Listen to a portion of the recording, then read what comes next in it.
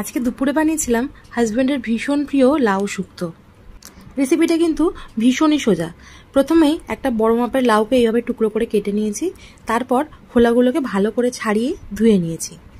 এরপর লাউটাকে piece piece করে সুন্দর করে টুকরো টুকরো করে কেটে নিয়েছি। কেটে কিন্তু আরেকবার ধুয়ে নেবে। খোলাগুলো কিন্তু ফেলো না, খোলাগুলো দিয়ে আরেকটা রেসিপি হয় যেটা আমি একটা অন্য ভিডিওতে শেয়ার করব। আচ্ছা, এরপর একটু আদা নিয়ে নিয়েছি আর আদাটাকে ছাল ছাড়িয়ে এরকমভাবে গ্রেট করে নিয়েছি। এরপর নিয়েছি কয়েকটা বড়ি, এইভাবে টুকরো করে ভেঙে নিয়েছি। আর ফোড়নে নিয়ে নিয়েছিলাম তেজপাতা, রাঁধুনি আর একটা গোটা শুকনো লঙ্কা টুকরো করে।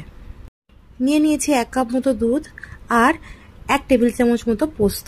পোস্তটাকে জলে ভিজিয়ে কিন্তু বেটে নিতে হবে। রান্নাটা পুরোটাই ঘিতে করা যায়, আমি এখানে সর্ষের তেল ঘি দুটোই ব্যবহার করছি। তোমরা চাইলে পুরো রান্নাটা ঘিতেও করতে পারো। কড়া চাপিয়ে দিয়েছি, কড়া গরম হলে তাতে দিয়ে দিচ্ছি সামান্য একটুখানি সর্ষের তেল।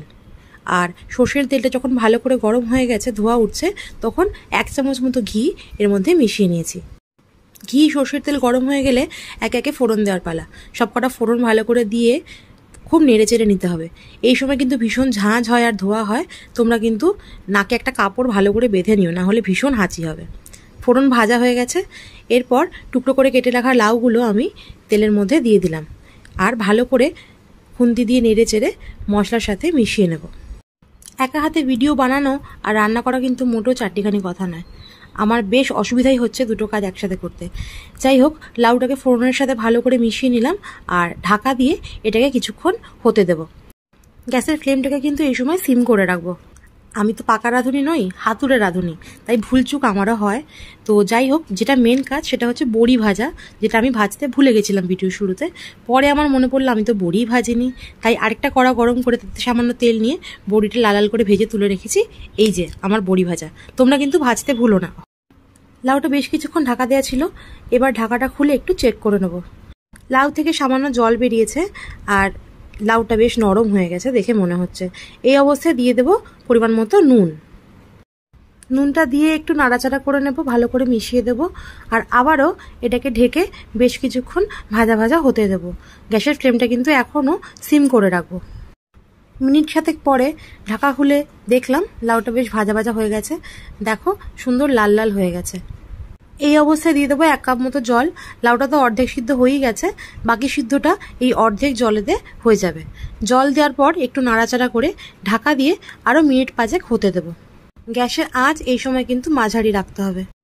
জলটা মরে এসছে আর লাউগুলো বেশ সিদ্ধ হয়ে গেছে। এই সময় দিয়ে দেবো আমাদের যে 1 কাপ দুধ রাখা ছিল সেই পুরো দুধটা। ভেজে রাখা বড়িগুলো এই সময় মিশিয়ে দেবো শুক্তোর সাথে। সবকিছু একবার ভালো করে নাড়াচাড়া করে মিশিয়ে নেব আর ঢাকা খুলে এটাকে ফুটতে দেব। শুক্তোটা ফুটে একটু ঘন হয়ে আসলেই এর মধ্যে দিয়ে দেবো আমাদের বেটে রাখা পোস্তটা। পোস্ত বাটাটা কিন্তু অপশনাল, আপনারা চাইলে স্কিপ করতে পারেন, কিন্তু আমার মনে হয় পোস্ত বাটাটা দিলে যেন টেক্সচারটা আরও সুন্দর হয় আর খেতেও ভীষণ টেস্টি হয়। পোস্ত বাটা দেওয়ার পর সবকিছু একসাথে আরেকবার মিশিয়ে দেব আর আরও 2 মিনিট মতো এটাকে ফুটতে দেব।